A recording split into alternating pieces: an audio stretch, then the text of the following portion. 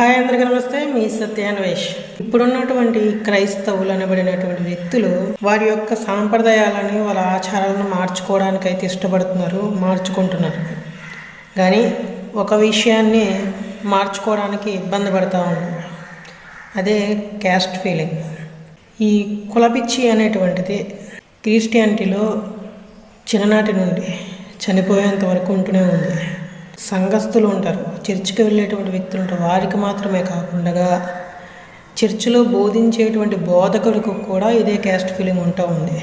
Caste feeling క్రిస్టియానిటీలో ఎంతలా ఉందంటే ఒక్కొక్క కులం వారు ఆయా ప్రాంతాల్లో చర్చిలు పెట్టుకునేంత స్థాయికి వెళ్ళిపోయింది.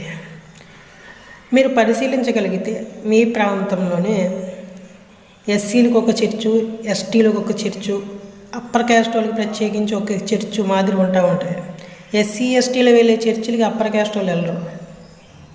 మరి అదేంది, మనమంతా ఆదాముకు సంతానం అని చెప్పుకుంటూ ఉంటారు కదా.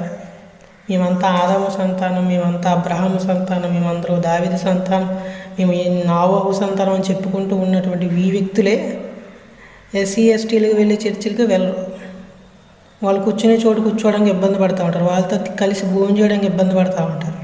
మరి ఎందుకు ఈ క్యాస్ట్ ఫీలింగ్ అంటే వాళ్ళు ఒక సిద్ధాంతాన్ని ఇంకా తలకాయలో పెట్టుకున్నారు. ఏంటంటే కొంతమంది తలలోంచి ఊడిపడ్డారు, కొంతమంది ఉదరంలోంచి ఊడిపడ్డారు, కొంతమంది తొడల్లోంచి, కొంతమంది ఆ పాదాలకు దగ్గర నుంచి. ఈ సిద్ధాంతాన్ని వాళ్ళని ఇంకా నమ్ముతూనే ఉన్నారు.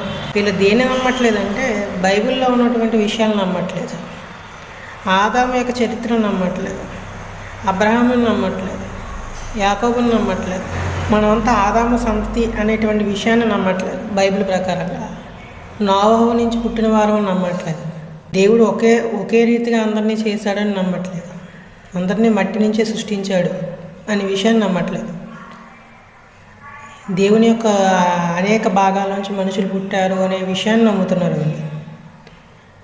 సో వీళ్ళకి అంటరానితనం అనేటువంటిది విపరీతంగా వీళ్ళ మెదడులో ఉంది. వాడిని దాన్ని తీసివేయడానికి వాళ్ళకి ఇష్టం లేదు, దాన్ని అలా ఉంచుకోవాలని వాళ్ళు అనుకుంటా ఉన్నారు.